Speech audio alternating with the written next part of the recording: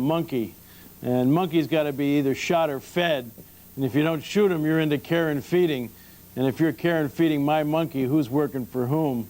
You're working for me, and like any good supervisor, I come in the next day and say, Bob, have you called him yet? And you say, no, I haven't had a chance, Ken, and now I got you under pressure to do my job. And so monkeys are really taking other people's problems on as your own rather than keeping the initiative and the energy there. So the 1 Minute Manager Meets the Monkey is probably the greatest weight loss program in America because you can get rid of a lot of pounds once you realize what these monkeys are all about.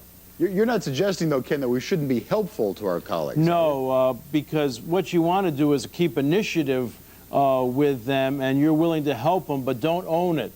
What happens is if you take it away from them, you're really saying you're not okay. Watch an expert in action, and they're immobilized until you make the next move. And so you want to help them, sure, but just don't take it away from them. It's their monkey, and it's much better to teach people how to fish than give them a fish. Okay, you are not an advocate of workaholism, are you? No, I don't think it does you any good in the long run to be a workaholic. In fact, you get burnout. There's two extremes.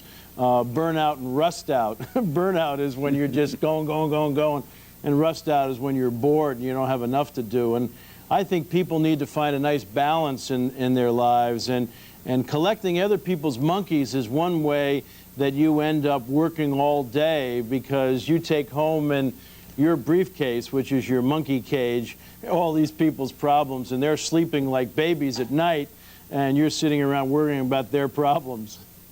You know, one of the hottest management books, if you call it a management book around these days, is Confessions of an SOB, you know, the Al Newhart book, the guy who was the head of Gannett for so many years. And he says it's not only okay, it's terrific to be an SOB if you're a boss. And he also says, hey, I didn't get to where I am today by being a nice guy and by not working hard. What do you say to that? Well, I think that's a whole false assumption. I think that's one of the reasons why we have some problems in our country, because I think we've lost a lot of worker loyalty because we've had very short-term sites. We've been buying and selling people and companies and all, and I think that's something we're going to have to rebuild in the 1990s. So I think if you believe in his philosophy, you're in for a real problem. I wrote a fun book with Norman Vincent Peale where we said good guys and gals may appear to come in last, but they're usually running in a different race. And that race is a long-term race, and I don't believe in Al's whole philosophy. I think if you're into power, that's about what you got. And some organizations you can rise to the top, but I'm sure us wouldn't want to be part of that organization. Okay. Tell me the common mistakes that a lot of us make when we're in management.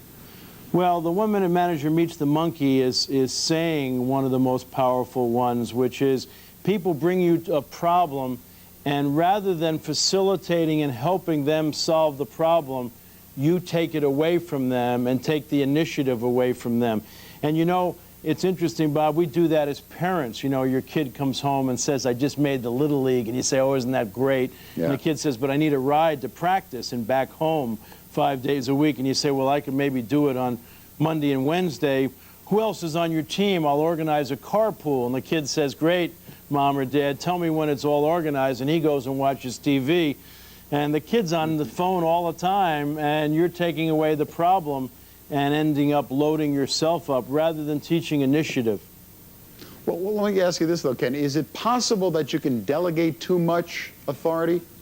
Well, it's really interesting. One of the things we talk about in the 1 Minute Manager Meets the Monkey is the difference between assigning and delegating.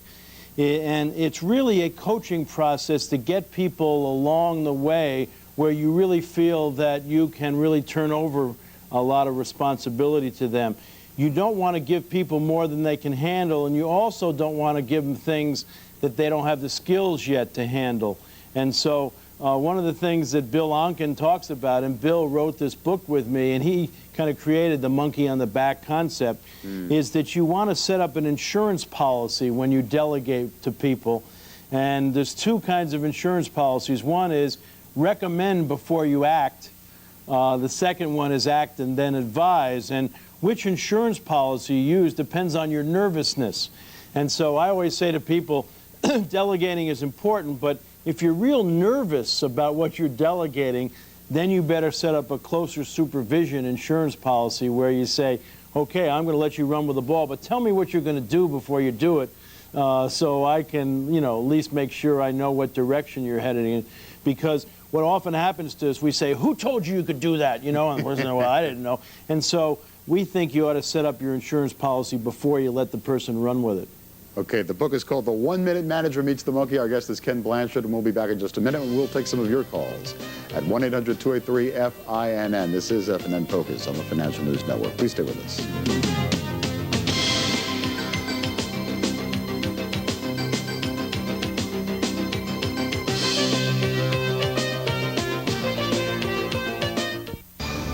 A look inside the business world tonight on FNN Prime Time, beginning at 7 p.m. Eastern, only on Financial News Network.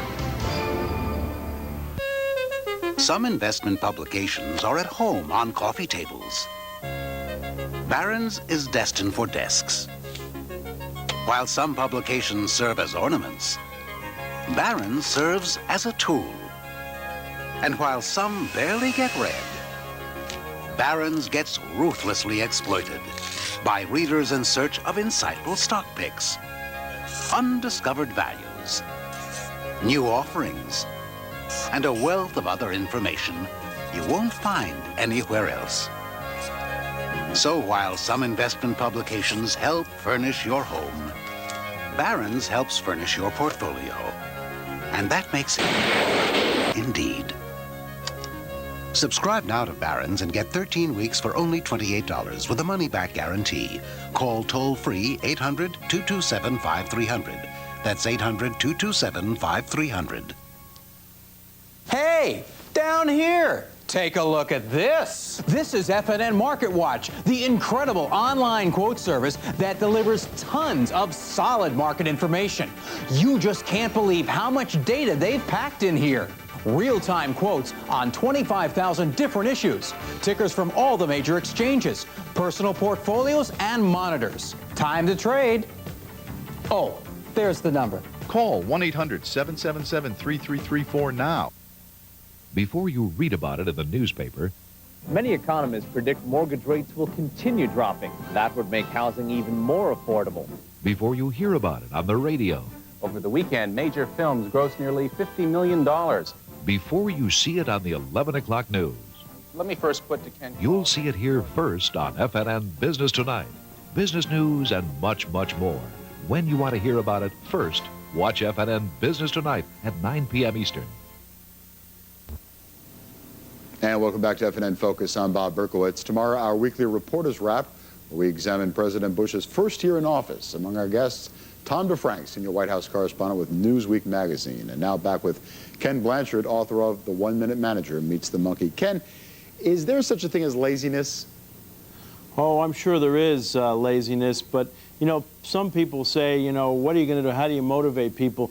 People are usually lazy if they're not given enough an opportunity to do something that's challenging and also where they can actually make decisions. And you've probably run into clerks and people, salespeople, as a customer where you'll try to get them and they'll say, hey, you know, it's our policy, I just work here, hey, don't give me a hard time, I leave my brains at home. And you wonder how they get that like that. And the reason they get like that is the organization is set up that says, don't you use your initiative, don't you go beyond the policy manual, don't you do this. And then those people get demotivated and appear lazy because they aren't asked to be challenged or use their brains. So my assumption is that people going to work, since they're going to spend 8 or 10 hours, would rather be good performers than poor performers if they were in an environment where they can really use their skills. Okay, let's say you work for a boss who expects you to work 8 zillion hours a week. You know the kind of person Sure. I'm talking about. Well, What do you do then? It's very interesting, Bob. This came up when I was doing some ethics training around the book I did with Dr. Peel. And some of the companies that got caught in ethics issues were starting to do ethics training. And you know, the biggest ethical issue that came up in a number of companies was management overtime. And when I first heard it, I said, management overtime, what are you talking about? And they said, Well, what happens when you have a boss that's already divorced, has no other outside interest but their work, and they expect you to be around all the time? And what do you do about that? And I said, well, one thing you might want to do is quit, but what do you do? Or set your boss up with your cousin. You know, I was working with one company, and a boss wanted everybody in on Saturday, and I mean, it got so absurd that one person bought a used car and would park it in the lot about 6 in the morning, then come back and get it at 5:30, and the boss would say, I didn't see you today, where were you? Well, it was a real big building. And I really think that bosses that ask like you to do that, you end up just burning everybody out, and after a while, you're just not going to get the kind of work. I was working with one company where the boss makes everybody leave at 5. He said, if we can't get our work done between 8 and 5, we're really in big problem, and I would rather you have a balanced life and spend some time at home than just killing yourself here. Okay, now be honest, Ken. How many bosses are there like that around? Not very About many. 3? Yeah, there probably aren't very many like that. But it's unfortunate because there's only so many hours that you can really put in peak performance, and I think that a lot of times these silly things happen where you expect everybody to hang around, and so I think it's a tough situation to be in. And the companies that brought it up in their ethics training really started to take a look at that. You confess in your book, and this was a hell of a confession, by the way, Ken, that you were a rescuer. What is a rescuer? A rescuer, Bob, is a statement or term that Steve Cartman came up with. A rescue is when you do something for somebody else that they can do for themselves. And it's really interesting. A friend of mine, Jim Ballard, was even talking about starting an organization called Rescuers Anonymous because it's a real disease in our country among parents, among managers. It's where you go and you want to take over everything for people. You don't want them to have any pain or inconvenience and all.